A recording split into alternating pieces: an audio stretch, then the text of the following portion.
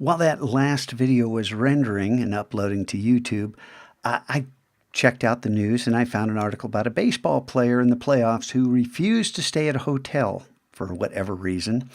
And the city was Chicago. And the hotel looked a lot like this one. So in the last video, I said this was New York. Hey, New York has subways. Chicago has the elevated train. This is an elevated train. I think this is Chicago. I don't know. I've never been to New York. I've never been to Chicago. It's not San Diego. The player in question used to be a Padre. The Pods couldn't afford Adrian Gonzalez, so he moved on to L.A., and they're playing the Cubs.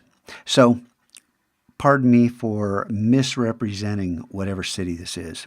I now believe it's Chicago, but I don't know, and I'm not going to spend time looking this up because we need to get on to what we're doing. Now, when you're making scan lines, you have to know what the final size of your image is going to be. Now, this image, if I switch to pixels, and if you can't switch to pixels, the reason is because resample is deselected, and you try to get pixels and they're grayed out. So make sure resample is selected, and then change inches to pixels, and you can see, hey, this is how big this is. So if we're not upsampling, what is the final product going to be? Now for me, I'm going to make a desktop picture for the computer.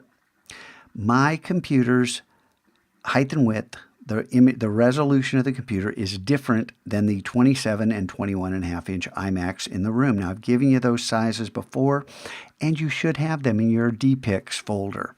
So I'm going to make this well, I'm not going to change the size here. I'm going to use a different strategy, but 2880 by 1800 is the resolution of my screen.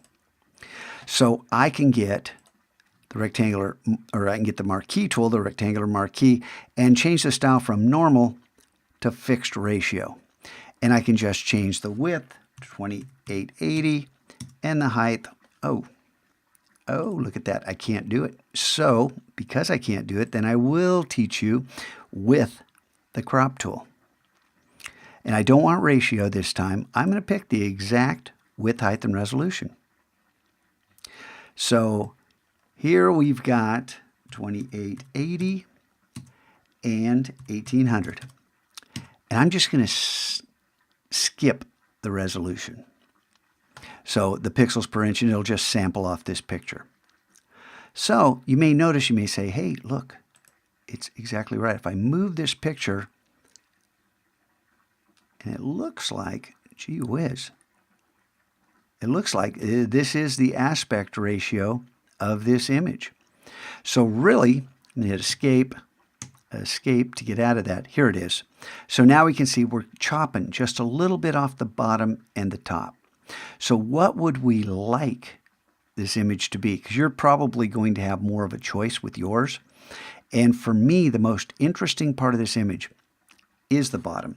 So I'm going to nudge this image, clicking here, and I'm nudging with the up arrow to move this image up and coming up to right about there. Hit return.